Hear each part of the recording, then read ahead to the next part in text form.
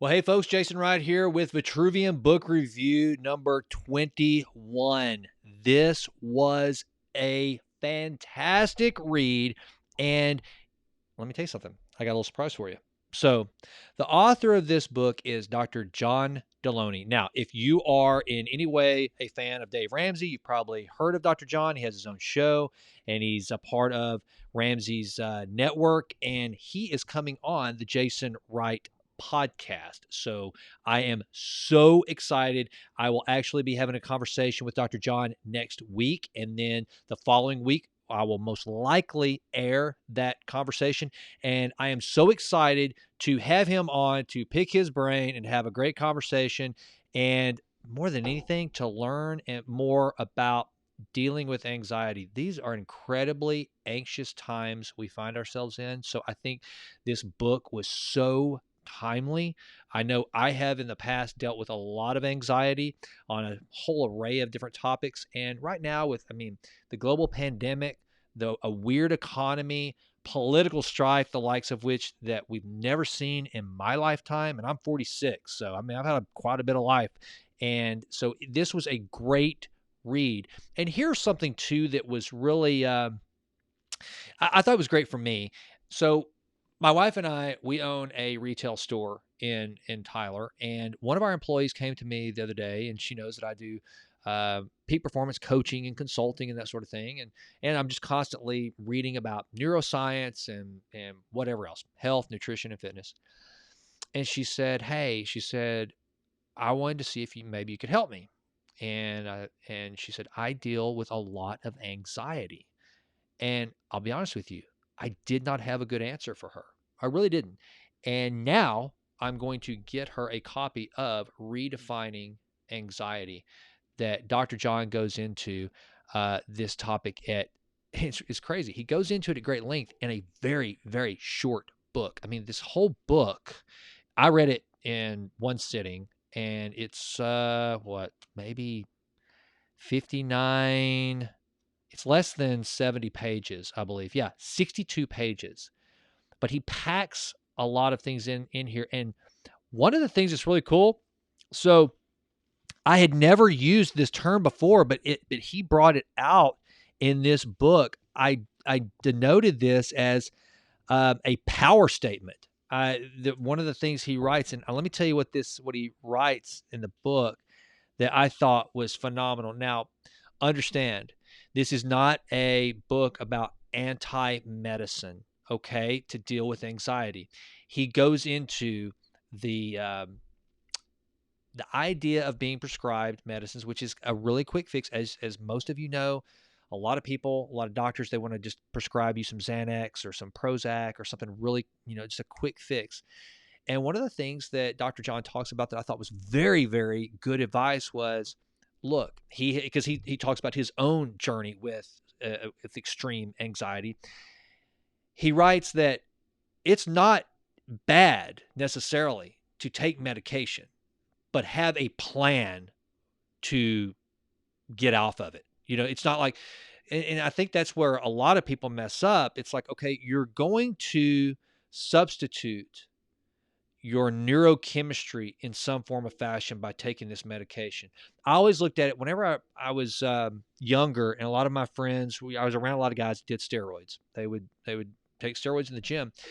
And I always thought when it came to steroids, the problem with that is if you are giving your body something anabolically, that your body is going to just go, well, must not need to produce that anymore. We'll shut down because it's coming from a different source. It's the same thing with these neurochemicals. I think that your brain will stop producing these things at the level that it's wired to do if properly managed, because you're turning the knob up. You're on whatever the hormone secretion is that you need to create those serotonin levels or whatever it is to calm you. And so one of the things that Dr. John writes in the book is, if you're going to take meds, have a plan for your post-medication state, which I thought was good. But here's the power statement that related to taking medicine to deal with anxiety that I thought was really awesome. He writes, In almost every situation, medication is not a long-term solution to anxiety. You are. Boom. That's awesome. I'm going to read that one more time because I wrote power statement. I've never written that in the margin of any book that I'm reading before, power statement. But it just hit me. In almost every situation, medication is not a long-term solution to anxiety.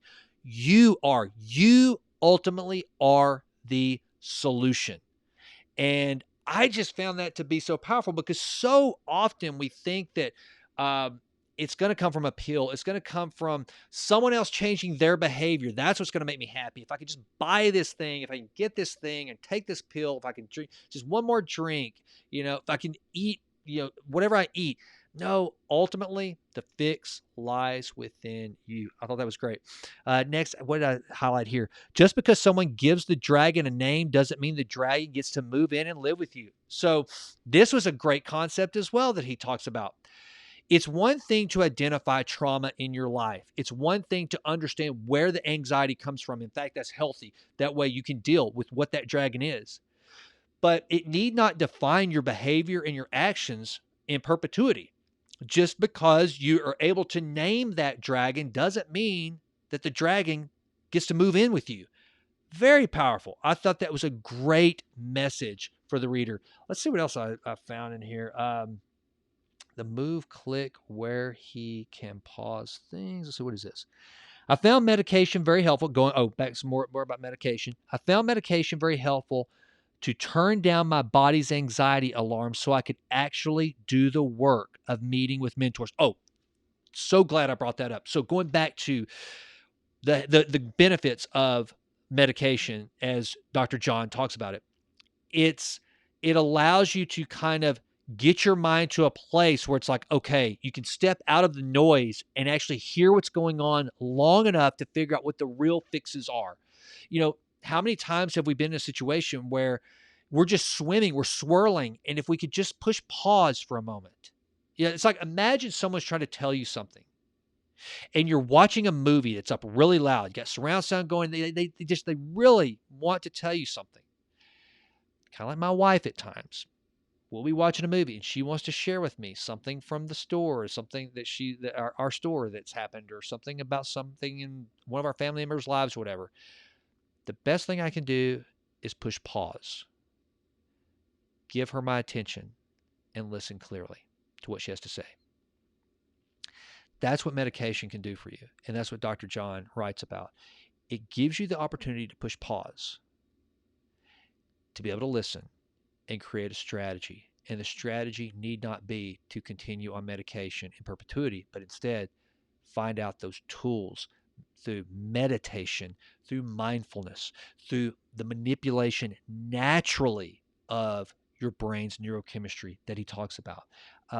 Those are some things he goes into, which again was very timely for me. If you looked at these book reviews, because I've done, I guess now 3 book reviews on Stephen Kotler's books on flow, and a lot of that ties to mindfulness and meditation. Dawson Church, which was the last book review, number 20, where I talked about that the whole book is about meditation. If you haven't watched that review, please go back and check out Bliss Brain by Dawson Church, which very extensively about how to effectively meditate, the science behind it, and how you can actually grow the gray matter in your brain. It's really remarkable what we can do to our brains now that we didn't even know before. So very important. Let's see, what else can I give you from this? I mean, again, the book was less than 70 pages. There's no reason to not go read this, especially if you or a loved one is dealing with anxiety. And I know a lot of people are right now. This is a good handbook to have at the ready, to give to someone, to gift to someone, or to use yourself as a reminder of, okay, what are some tools and some tactics that I can execute in dealing with my anxiousness? We waste so much time planning for greener grass that we don't breathe the air of our current mornings. This is where he gets into the whole mindfulness aspect of things, and really appreciating and slowing things down to get our mind right. Let's see what I wrote here. Then he writes about one of my favorite quotes of all time, where he writes about, let's see, I wrote here, Viktor Frankl, between action and reaction is space, which is so very, if you can get a hold of this idea right here, after 30 seconds of gripping the steering wheel tight enough to leave fingerprints in the leather, I smiled, let go, and remembered. I get to decide how to respond. Being angry and frustrated or driving like a maniac would not solve any of my problems, and it could only make them worse. Plus, my son is 10. He made a goof like 10-year-olds do. Before this, it's where he's like, he and his son were supposed to be out the door. He said his new show was set to begin recording at 9:30 a.m., meaning this hour-long road trip it was going to cost me all of my prep time and probably make me late to the studio. There was little else I could do but jump in the car and race home. And then he talks about what I just read, how he had the choice to decide how he was going to react to his son in that moment. And I actually did a blog post about this a long time, about the quote that Viktor Frankl made famous in Man's Search for Meaning, which was between action and reaction is space. And if you can manage that space in between action and reaction, your life can be so much richer, and you can really take control of situations in a better way. And so that's one of the points that Dr. John brings out here. I cannot more highly recommend this book, Redefining Anxiety. It is fantastic. It's a quick read. Again, I will probably buy a small stock of these to give as gifts. This is a great book to gift, because even if you're not a reader, given the fact that it is a quick read, it's a great thing to put in somebody's hands that's struggling with some of this. And also, if you are listening to this, well, it doesn't matter. You can listen to it anytime. Go back to the Jason Wright Show and listen to my conversation with Dr. John, which will be coming up soon. Again, I think we're recording on the 16th, so I plan to launch that probably the following week. So I guess really the 22nd. So June 22nd, you should be able to hear my conversation on the Jason Wright Show. You can find that on iTunes.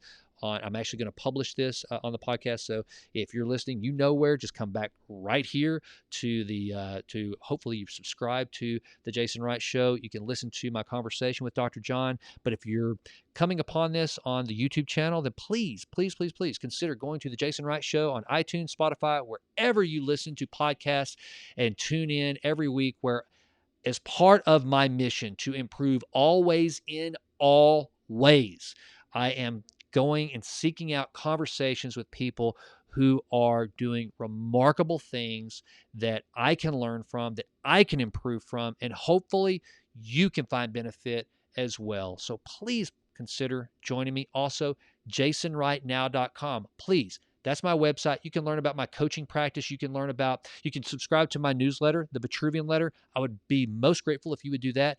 And you can actually set up office hours with me. If you want to fill out the contact page, let me know how I can help you, kind of what you're interested in. If you just have a question, or if you just want to visit for 30 minutes, if there's something that you think that I might be able to offer you that would be of benefit, find some time. I'd love to visit with you. You're an entrepreneur. You have no clue how to get started. Reach out. I would love to help. You're in a job. You have an entrepreneurial venture you would like to pursue, and you just don't know what the next step is. Reach out. I would love to help.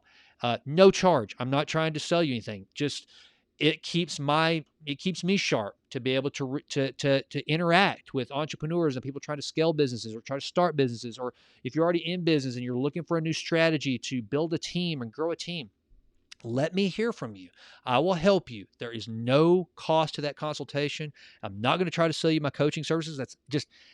I'll give you 30 minutes of my time, because I do believe you pay it forward, it'll all come back. And again, it helps me to sharpen my knife. So please reach out to me, jasonwrightnow.com. Please check out all my content that I'm trying to create, and Let me know if there's anything I can do to help you. With that, go forth and read. It's push-ups for your brain. And more importantly, go out and make an effort to improve. Always in all ways. Thanks.